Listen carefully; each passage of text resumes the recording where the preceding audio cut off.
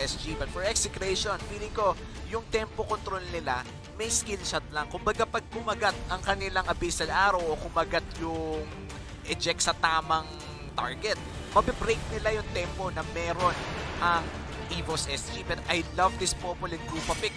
Talagang gusto nilang tapatan ang ibibigay ng Selena. And Popol and Koopa, EVOS SG, that is going to be their Your pick. team is And banned. Execration, Lunox naman na kanila tinanggal. Well, for EVOS SG, tinanggal nila yung Lord na pwedeng gamitin ni KLVJ. Actually, I like the Popper and Koopa pickup from EVOS SG. There's no Farsa potential anymore as they already saw the Selena and Harith. Now you have to take out the Lancelot of KLVJ. Even if it's not the best assassin that Execution has played, it's really good against the lineup of EVOS SG. Yung Popper and Koopa, Benedetta, and Granger, napakahirap labanan ng Lancelot if you have these three heroes. Unless they're willing to let go of the Lancelot and pick up something on the sideline, like for example, the Parats.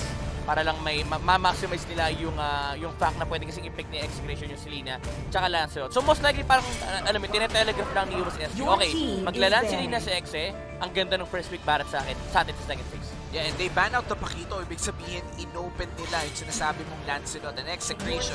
They ban out the Farsa, even if it's more of a reactive. Kumbaga, ayaw nilang may kalaban na Farsa on EVOS SG side. Now, they have actually ang daming options ng Execration dito ngayon against EVOS SG.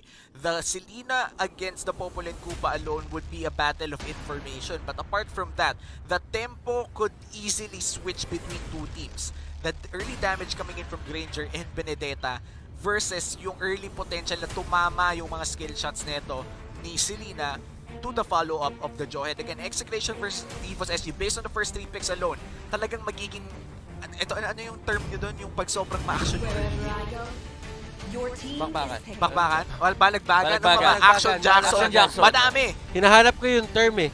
Kasi merong Action Jackson eh. Marami. Ayan yung Lancelot. Ayan na yung Okay, Lancelot. I pero like ito, it. Lance and Uranus, ang last pick ng Execration, last 2 picks rather, EVOS SG, they go for Rafaela, which means there is a probability na kumuha na lang sila ng tank side laner kasi nga medyo kulang yung kanilang tanking potential. There's two ways to go about this for EVOS SG. Tama yung sinabi ni Batis kanina, tank, semi-tank actually, they're like the heroes of Yuzong, Babarats. Pero one thing that they could go for is they can flex the Benedetta XP lane and they can actually go for a Hayabusa gold lane. Wow, that is gonna be a big turn for EVOS SG if ever. But I want to point out the Rafaela pick. I like this Rafaela pick mainly because it answers a lot of the... Oh wow, they're actually gonna flex the Benedetta but they're not gonna go for a gold lane Hayabusa. They're gonna go for the Alice instead in the gold lane. Panapat dito kay Kendra. It is a great catch.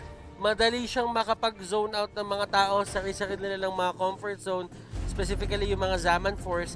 And this is going to be interesting. EVOS SG, are they gonna take us to a game number 3? But right now, we will introduce the players with their heroes at kung hindi tayo papasok sa Land of Dawn, yung bilog na naman ay lalabas anytime soon. Nasaan yung sound effect? Hindi nyo naman ginawa eh. Ba't yung sa akin inaasa lahat? Ay, pasensya na kapatid. Papasok na tayo sa ating game number Ano yan? 2. Ako na play-by-play, ako pa sound effects? Siyempre. Siyempre, kaya ka nga alam mo, dagdag bayad yun. Dagdag 500 per game. 500 per sound Okay. effect. Oh, Pero mamaya na tayo sa sound effects. Let's head out to the Celestial Palace for game number 2 ng EVOS SG versus Execration. And at I think this is standard rotations coming in for the side of EVOS SG. Medyo gusto lang nilang maging safe, kumbaga. Tinitikitan na nila si Granger. Alam nila kung ano nangyari ng game 1. Yeah, you know what? Honestly, I would have preferred the Esmeralda pick for EVOS SG over the Alice. Kasi gets ko yun, gets ko yung idea. You're against Uranus, pero you're also against a Harem. Medyo losing match na kagad yun for EVOS SG. Esmeralda was the perfect pick if they want to go that route, no? Yung mage side lane na kaya lumaban against Execration. But then again, what Alice provides for EVOS SG is the constant lane pressure and the mobility factor of the hero. Something that is really important against the likes of Selena's, Lancelot, even against the JAWHEAD. And EVOS SG right now, girl, mukhang babagsak pero very low HP lang pala. Good thing meron siya Purify doon. Just to bail himself out. Pero kasi ang papansin mo dito for EVOS SG, dalawang Purify na nila ang down. And this is gonna be big for Execration dahil ang first turtle natin mag-spawn ng 35 seconds from now at medyo malayo pa ang cooldown ng Purifies na yun. It's gonna be a big advantage for Execration. Kendra, confidence showing already with that TP. Binabawian kaninong game 1, pinatay mo ako.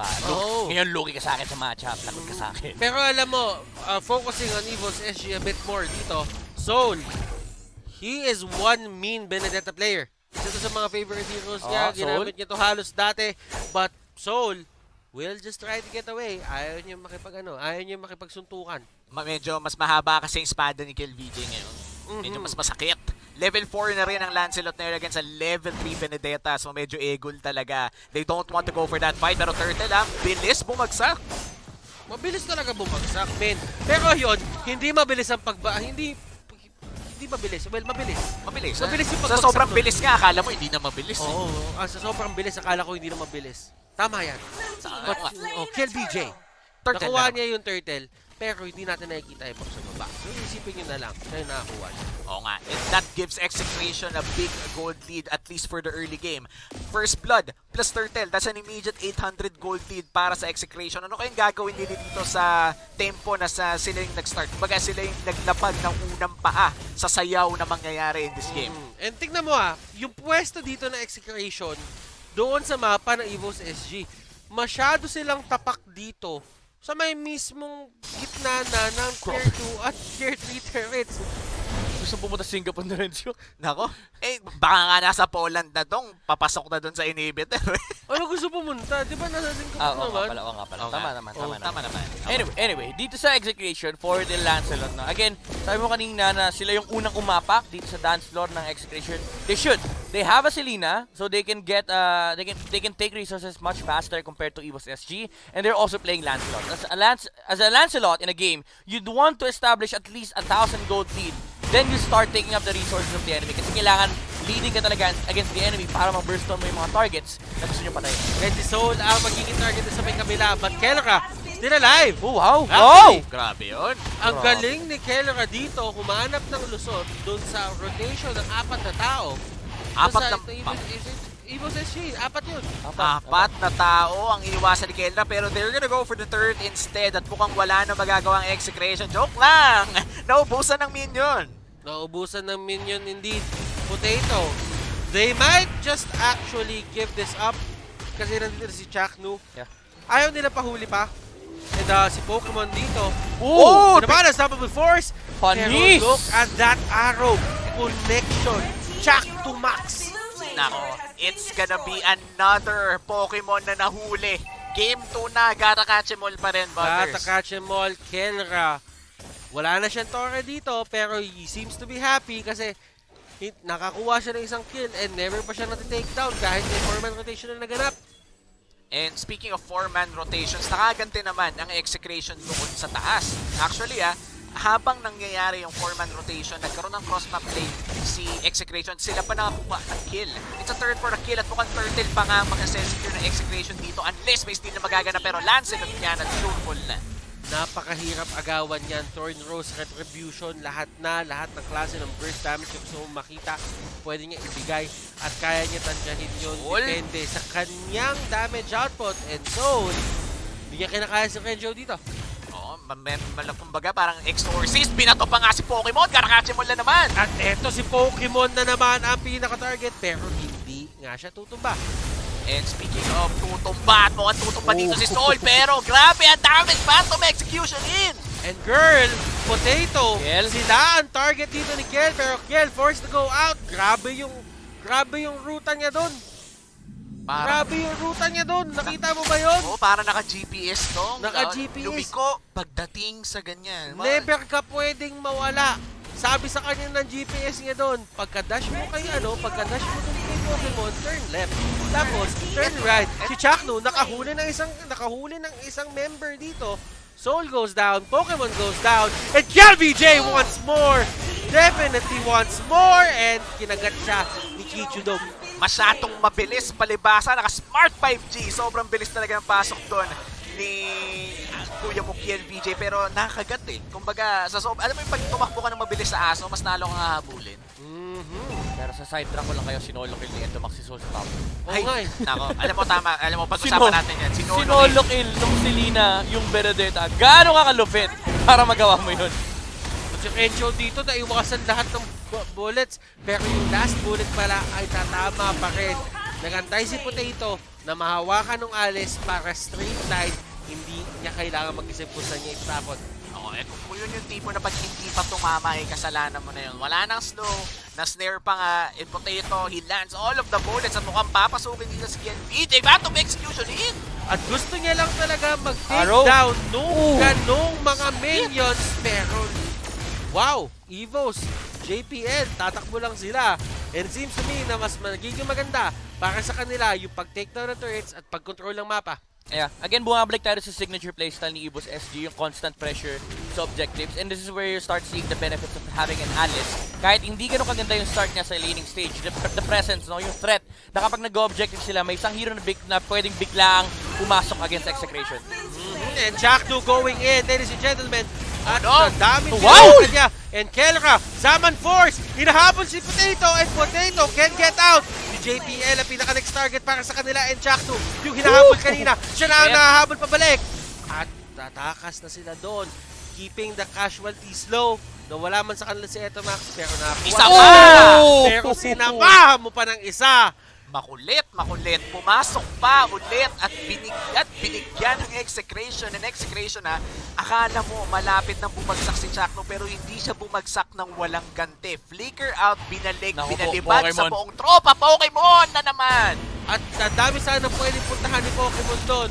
Kaso hinarangan lahat ni Etomax. Nako. And execration, they definitely control the tempo right now. 3K gold lead and a 7 kill lead as well for execration. At lahat ng turtle sa kanila din napunta. Yeah, honestly, this is something that you would expect on the side of Execration whenever they get JAWHEAD and Selena. And gusto ko yung item build-up ni Renzo, yung Brute Force Breastplate first item.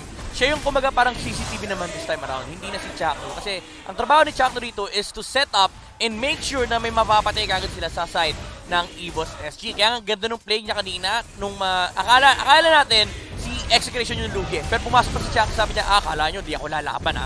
Tinapon niya pabalik si Potato para maabot siya ni KLBJ at ni Kelra. Slowly but surely, yung members dito ng EVOS SG, kumukuha sila ng torre left and right. Habang si Renjo naman, kinokontrol niya itong baba para makuha yung mga turrets. Renzo? This looks like the second turret at 1/4 HP, hindi pa tutumba dito. Pero sabi nila Kelra, sige, may sumagot doon. Kunin na natin itong nasa taas at palitin na natin ang mundo ng EVOS SG. Dami, kunwari na lang, hindi ko nakita yung holy baptism na yon. But right now, there is a fight happening, ladies and gentlemen. EVOS zone. Next target, Kelra, is going crazy sa mga bagay na ginagawa niya dito. And I feel like EVOS SG, they could have gotten that fight. Kaso hindi talaga tumama yung holy baptism ng Rafaela. If they got Kelra early with that ultimate, that could have been a different story. Pero nabigyan ng free reign si Kelra dahil nga dun sa hindi tumama ultimate, Zaman Force na pag, only dash, only damage, and kita naman kung gaano nakasakit si Kelra at this part of the game. 5-0-4 unaharit. This is a dominating performance coming out from Execration, EVOS SG. Considering na sobrang ganda ng start nila, it seems to me na hindi talaga nila mahawakan yung kalamangan na meron sila pagdating sa early game papuntang mid game. Yeah, medyo nakikita din kasi natin yung playstyle ng EVOS SG. They're really Oy! not good. Tinamaan na naman! Sa Grabe, pool, isa isa na pa. naman. Oh. Ay, mukhang may takas. Safe na. Efas siya doon, efas siya. Pero muntikan na naman ni Renzo. Makatakas Oh, kaya wow. siya dito. Final bullet pa tumama. But still, fact remains, kahit ma-take down yung si Renzo, there is still pressure on other sides of the map. And papansinin nyo, it takes a lot of resources. Ang daming resources na nasasayang kapag tinitake down mo ang isang Uranus at full HP. Yeah. And Takes again, a lot. we go back to the idea na si EVOS SG, hindi nila talaga playstyle na kailangan nila protektahan si Potato. As much as possible, they want to be the ones who are putting the pressure against Execration. But then again, you are playing in 2 assassins. Actually, ang daming pwedeng pampatay ng execution to anybody on the side of EVOS SG. Kapag tinamaan ka ng araw, patay ka. Pag nahuli ka ni Chaknu, patay ka. Kapag nakita ka ni KLVJ, patay ka rin. So, ang daming options na execution to get pickups. And at the same time, yung team fight nila, lamang pa sila kasi yung team fight ng EVOS SG, it's an Alice, and you naturally just lose to a Harith. And looking at the stats right now for EVOS SG, feeling ko hindi dapat sila kukulangin sa damage. But then again, the Benedetta is 0-4-0. Dapat hindi sila kinukulang sa damage dito. They have 2 supports, sure. Pero meron silang Benedetta. Kaso nga lang, 0-4-0. The moment na hindi magkaroon ng maraming items or at least 2 items on time ang isang Benedetta, medyo kukulangin talaga ang damage. Even when you land the Alecto final blow. But you do have to remember, late game potential, there is some in EVOS SG. The Alice is there. Considering pa na talagang kailangan pang i-set up or kailangan pa talagang patagalin yung laro para sa kanila ngayon. But for the side of execution, they do have the Harith. Meron pa silang KLVJ dito at Etomax na kayang mag-pick up ng kahit sino at certain moments, and si Chaknu pwede pa siya maghain ng kills para sa teammates niya. This might be dangerous for execution. They will be securing this Lord, pero konti na lang eh. That could have been a 3v5 or a 3v4 for EVOS SG, pero hindi nila kinuha. They didn't risk it. Yeah, things will about to become worse for EVOS SG. Na-pick up na yung Divine Glaive kay Kelrad. That Harith, yung damage output itong taong to, it's gonna hurt a lot on the side of EVOS SG. So, tumatakbo, tinatakbuhan niya talaga at yung EVOS SG, hindi na sila lumalayo doon sa kanilang base. Alam nila na sobrang daming pick-off potential na meron niya yung execution na isang maling tapak nyo lang, literal, kaya kayo pasabugin. And Renjo gets out, pero nahuli sa likod si Potato at hindi ganun katagal yung pagkaka-disable sa kanya. Kenra, ayan, nakagante ng isa. Bagsak dito si Alice at mukhang Torre ang susunod nila. And that's a 1-4. Araw! Araw, wala namang nangyayari. Wala namang pala. Wala si Kala, wala namang nangyayari. Practice na. Oh, kinagat lang. Konting pagpasarap. And as you can see, there is a Lord going for the turret doon sa may taas. And unti-unting nawawalan dito ng space ang side ng EVOS SG at tumama na naman kay Soul. Pero Soul is much more ready sa mga ganyang areas. Kumbaga parang may arrow to the heart, laging may arrow to the stomach naman dito sa ating game. Grabe si Ito Sobrang lalim naman. Sobrang lalim. Imagine mo dong, sobrang lalim ng abyssal arrow, lumulusot na sa puso, diretsong kaluluwa na. Ganong asintado si Ito Max. Execration, they are just lurking the area. Kumbaga, ito yung pinakalamang nila para sa akin eh. Like, meron din naman ganito yung side ng EVOS SG. Pero I feel for execution, yung freedom na meron sila sa mapa ngayon, parang dali maglagay ng abyssal trap. Para talaga makita yung mga tao sa paligid, pero si Chaknu yung pinakalikod. And they're just gonna back off. Ayaw nila mag-engage. Disengage lang sila. I mean, at this point, execution, they're just looking to get all the resources on the side of EVOS SG. Kapag may tinamaan ng araw, we go for it. Kapag may lumabas at natala na ng Chaknu, we go for it. Pokemon! Naku po, meron siyang truncheon dito, pero this might be a disaster for EVOS SG. Rapo, mapasok. Yung pana hindi tatama, pero walang silang pakialam doon. Renjo and the others, they go in. Binato pa ni Chaknu si Renjo palabas para save siya. 2 members on the side of EVOS SG down. Renjo and the others, andito sila sa area, and si Selena nasa labas. Bato na siya ng bato ng pana at hindi na naman tatama, pero those are good arrows kasi laging nasa-zone out, laging na-isolate yung ibang members ito sa side ng EVOS SG. At eto na si KLVJ going in! Phantom Execution! Tumama sa karamihan! And that is going to be it. Walang buhay dito para sa side ng EVOS SG and Execration. They take the series with a 2